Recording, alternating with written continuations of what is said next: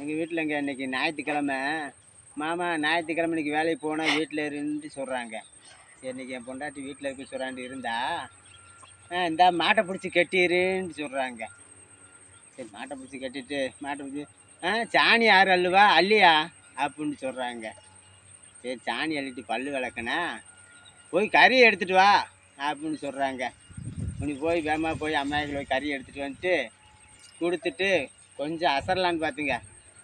வெங்காயம் யார் உரிச்சு கொடுப்பா குழம்புக்கு அப்படின்னு சொல்கிறாங்க. வெங்காயத்தையும் உரிச்சு குடிச்சுங்க. சரி சாப்பிட்டு ரேசாக கண்ணை அசந்துங்க. எந்திரி பால் கறி வந்துடுவார் மாட்டை பிடிச்சி கெட்டுன்னு சொல்கிறாங்க.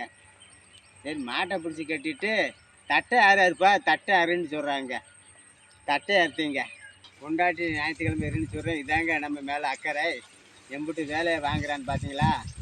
மன்னவர் நம்மளாம் போட்டுக்கணுங்க. பேசாமல் வேறு வேலைக்கு போனால் கூட 750 ரூபா சம்பளம் வாங்கிட்டு நிம்மதியாக சத்தோட உட்காந்தாது வந்திருக்கலாம். இங்கே உட்கார கூட முடியலைங்க. நம்ம பொழப்பை பாருங்கள்.